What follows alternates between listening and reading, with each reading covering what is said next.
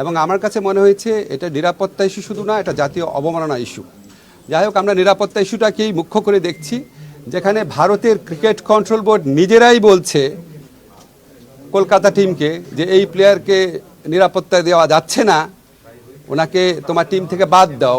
এটাই তো একটা ট্যাসিড রেকগনিশন যে ভারতে নিরাপদে খেলার মতো পরিস্থিতি নাই। আমরা ভারতের যে বিগার পিকচার আছে, সাম্প্রদায়িক পরিস্থিতি, সেটা নিয়ে কিছু বলতে চাচ্ছি না, কিন্তু আমাদের ক্রিকেটের যে নিরাপত্তা, বাংলাদেশের নিরাপত্তা, বাংলাদেশের মর্যাদা, এটার প্রশ্নে আমরা কোনো আপোষ করব না।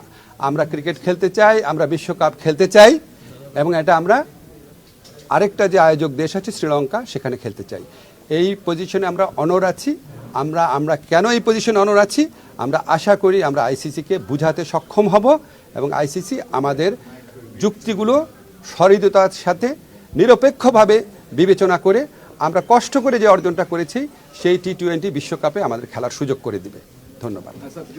যদি আইসিসি সেটা অ্যালাউ না করে, যদি কোনো পানিশমেন্ট বা ওয়াকওভারের অপশন দেয়, পিসিবির স্ট্যান্ডটা কি হবে বা সরকারের স্ট্যান্ডটা কি? আমাদের প্রথম স্ট্যান্ড হচ্ছে আইসিসিকে বুঝানো। আমাদের যথেষ্ট শক্ত যুক্তি আছে, সেই যথেষ্ট শক্ত যুক্তি দিয়ে আমরা আইসিসিকে বুঝাবো। আমাদের স্ট্যান্ডের মূল নীতি হচ্ছে বাংলাদেশের নিরাপত্তা, বাংলাদেশের সম্মান আর বাংলাদেশের মর্যাদার প্রশ্নে আমরা আপোষ করব না, কিন্তু আমরা অবশ্যই ক্রিকেট বিশ্বকাপ খেলতে চাই। তারপর পরবর্তী পরিস্থিতি যা হবে সেটা নিয়ে আবার আমরা বসে আমরা সিদ্ধান্ত নিব। এখন পর্যন্ত আমরা এই সিদ্ধান্ত খুব ক্লিয়ারলি নিয়েছি যে আমরা আইসিসিকে বুঝাবো যে আমাদের ভারতে খেলার মতো পরিবেশ নাই।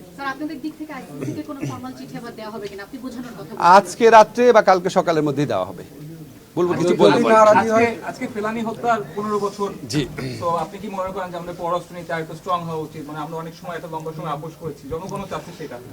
আপনারা শোনেন, আমি একটা জিনিস বুঝায় বলি। আমি যখন ঢাকা বিশ্ববিদ্যালয়ের শিক্ষক ছিলাম তখন আমি যে কোনো বিষয়ে মন্তব্য করতাম। সেই জন্য আপনারা আশা করেন কি আমি যে কোনো বিষয়ে মন্তব্য করি, কিন্তু সেই এখতিয়ার যে আমার না, এটা খেয়াল করেন না। আমি একটা নির্দিষ্ট মন্ত্রণালয়ের দায়িত্বপ্রাপ্ত মন্ত্রী। আমি কি এখন অন্য মন্ত্রণালয়ের দায়িত্ব সম্পর্কে বলতে পারি?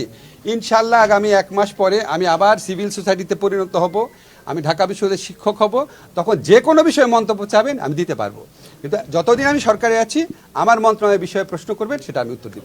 পরবর্তী সরকার কি সিদ্ধান্ত